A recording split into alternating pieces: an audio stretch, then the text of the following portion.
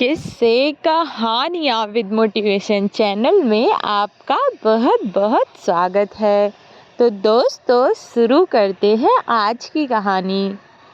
मेरी सास हफ्ते में एक दिन कहीं चली जाती थी और जब मैं उनसे पूछती तो वे कहती कि मैं पार्क में घूमने के लिए जा रही हूँ, आने में थोड़ी देर हो जाए तो चिंता ना करना। तो मुझे भी लगता कि शायद घर में पड़े पड़े बोर हो जाती होंगी, तो शायद अच्छा है पार्क में जाएंगी, ताज़ी हवा मिलेगी तो माँ जी के स्वास्थ्य के लिए अच्छा रहेगा। क्योंकि मैं एक सरकारी स्कूल में अध्यापिका थी तो मेरा स्कूल आना जाना लगा रहता था। एक दिन माँ जी सुबह की कहीं जा चुकी थी। जब वे सुबह जा रही थी तो मैंने उनसे पूछा कि माँ जी आप कहाँ जा रही हैं। तो माँ जी ने कहा कि बेटा दरअसल बात ये है कि मैं पार्क जा रही हूँ, थोड़ा लेट आऊँगी। मैंने भी हाँ में गर्दन हिला दी। अब शाम के समय मैं स्कूल से वापस लौट रही थी तो मैंने देखा कि माँ जी वहाँ रास्ते में जल्दी जल्दी कहीं जा रही थी। जब मैंने उनका पीछा किया तो देखा कि वो जेल के अंदर किसी से मिलने गई हैं। मेरे तो पैरों के नीचे से ज़मीन ही खिसक गई। मैं सोच में पड़ गई कि दरअसल बात क्या है और माँ जी जेल में किससे मिलने गई हैं और ये घर में हमसे झूठ क्यों बोल कर आती हैं। आज मैंने सब कुछ जानने का फैसला किया और मैं वहीं खड़ी हो गई।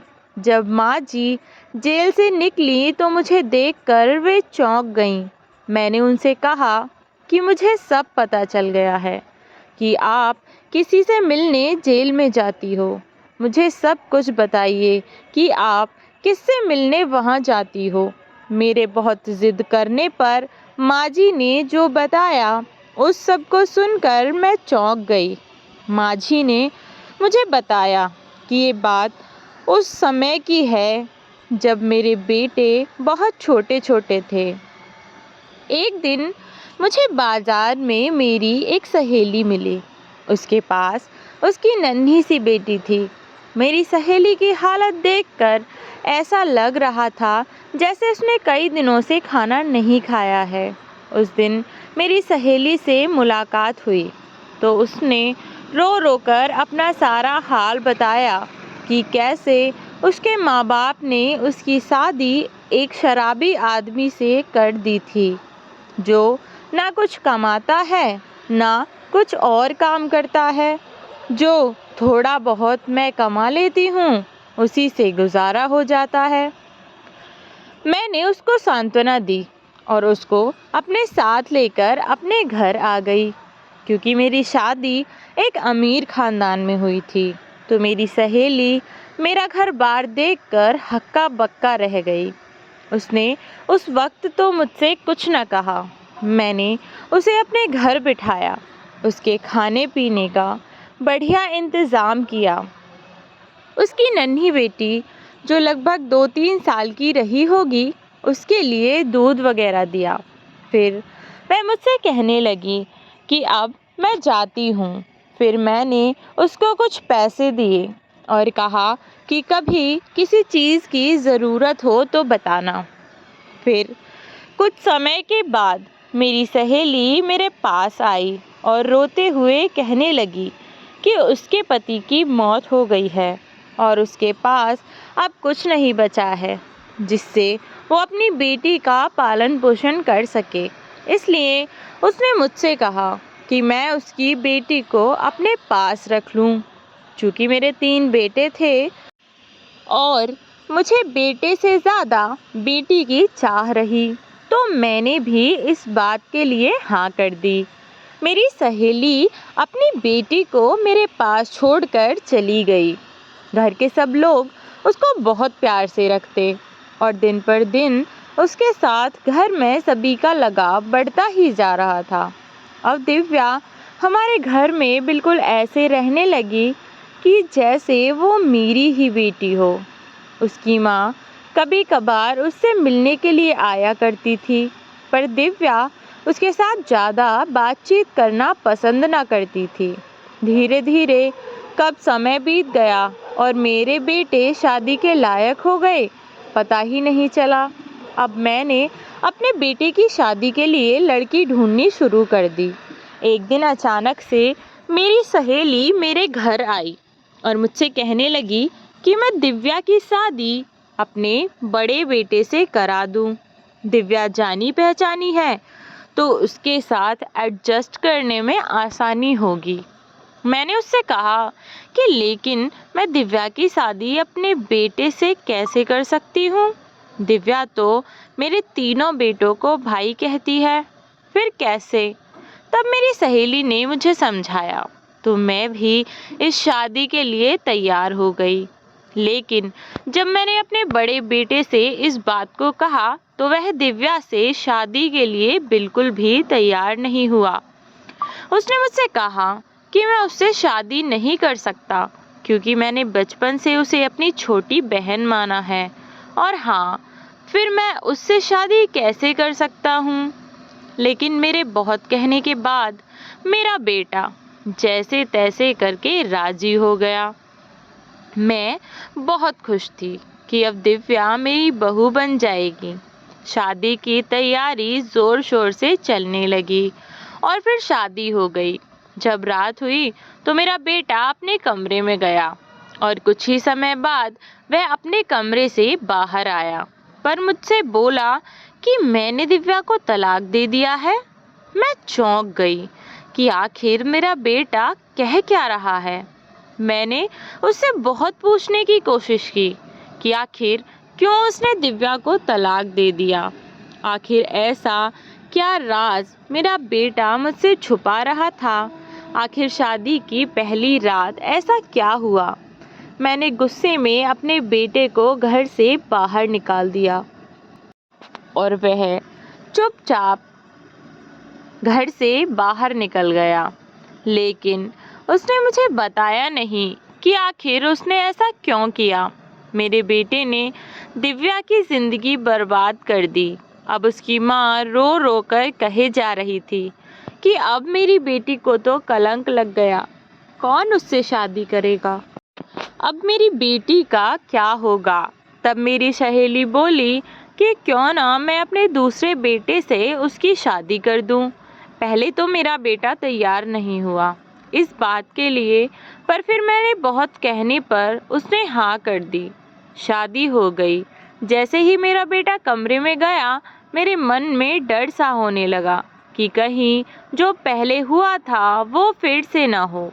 अभी मेरे बेटे को अपने कमरे में गए कुछ ही देर हुई थी कि फिर से वही हुआ जिसका मुझे डर था, और मेरा दूसरा बेटा भी चिल्लाते हुए कमरे से बाहर आया और कहने लगा कि माँ, मैंने दिव्या को तलाक दे दिया है।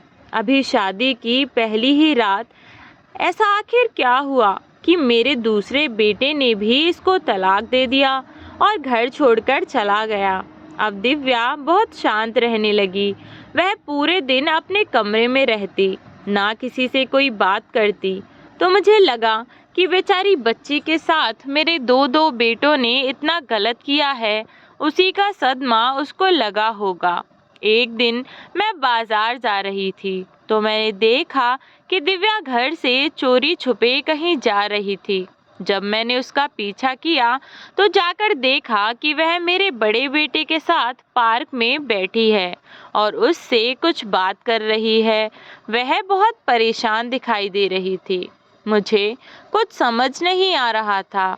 अब असलियत का पता लगाने के लिए मैंने अपने तीसरे और सबसे छोटे बेटे की शादी दिव्या से करने का फैसला किया कि आखिर ऐसी क्या बात है कि मेरे दोनों बेटों ने शादी की पहली रात ही दिव्या को तलाक दे दिया। जो शादी हुई तो मैंने अपने छोटे बेटे से कहा कि मेरी तबीयत बहुत खराब है, वह मेरे लिए दवाई ले आए, और दवाई लेने के लिए वह सादा कपड़ों में चला जाए। शेरवानी पहनकर जाएगा तो अच्छा नहीं लगेगा। मेरा छोटा बेटा भी बात मान गया और कपड़े बदलकर मेरी दवाई लेने के लिए चला गया। अब मैंने जल्दी से अपने बेटे की शेरवानी पहनी और मुंह पर सेहरा पहनकर अपने बेटे की जगह दिव्या के कमरे में गई। वहां जाकर मैंने देखा कि दिव्या मुझसे कहने लगी कि आप मुझे तलाक दे दो। मैंने आपको बचपन से अपना भाई ही माना है। मैं आपके साथ पति पत्नी की तरह नहीं रह सकती। मेरी इस शादी की बिल्कुल भी इच्छा नहीं थी, लेकिन आपकी माँ के ज़बरदस्ती करने पर मैंने आपसे शादी की। आपकी माँ एक बहुत बुरी औरत है। अब इतना सुनने के बाद मेरा गुस्सा फूट पड़ा। मैंने चेहरे पर से सेहरा हटाया और जोर से चिल्लाते हुए एक थप्पड़ दिव्या के गाल पर रख दिया। और ज़्यादा कुछ कह पाती उससे पहले दिव्या की माँ ने पीछे से आकर मेरा मुंह भींच लिया और उसके बाद मेरे हाथ पैर बांधकर मुझे स्टोर में बंद कर दिया। मेरा बेटा आया और मेरे बारे में पूछा तो दिव्या ने बहाना मार दिया। उसके बाद जब दिन बीता तो मैं इतना तो समझ ही गई थी कि दिव्या अच्छी नहीं है, पर उसने ऐसा क्यों किया मैं ये जानना चाहती थी। अगले दिन मैंने सुबह से ही खुद को छुड़ाने की पूरी कोशिश की और पूरे दिन के बाद मैं उन रस्सियों को खोलने में कामयाब भी हो गई। अब मैं जल्दी से अपने बेटे की तरफ भागी। मेरा बेटा जब मुझसे मिल गया तब मैंने उसे सारी कहानी बताई।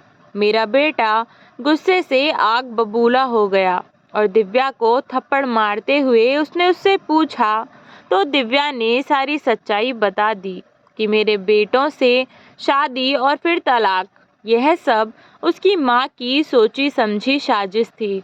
उन दोनों का प्लान था कि मेरे तीनों बेटों को मेरे ही हाथों से मेरे घर से निकलवा देंगी और फिर सारी जायदाद में दिव्या के नाम कर दूंगी।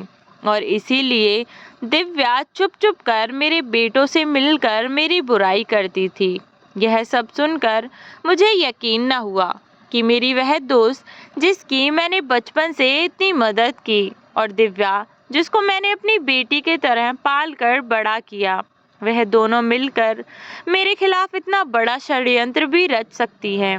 दिव्या और उसकी माँ को हमने पुलिस के हवाले कर दिया और मेरा बड़ा बेटा राघव, उसकी शादी मैंने तुमसे करवा दी। दिव्या चाहे जैसी भी रही, पर मैंने उसे हमेशा अपनी बेटी माना और दिल नहीं मानता तो कभी कभी उससे मिलने जेल में चली जाती हूँ, क्योंकि वो चाहे जैसी भी हो मैंने उसे अपनी बेटी माना। अब दिव्या को अपनी गलती का एहसास है और वह मुझसे बहुत माफ़ी भी मांगती थी, पर अब इसके लिए कुछ नहीं किया जा सकता। अब मैं अपनी बहू और बेटों के साथ बहुत खुश हूँ। अपनी सासू माँ की बात सुनकर मेरी आंखें भर आईं और अब हम सब लोग साथ साथ खुश रहते हैं। आपको कहानी कैसी लगी कमेंट बॉक्स में ज़रूर बताएं। मिलती हूँ अगली कहानी में, तब तक के लिए धन्यवाद।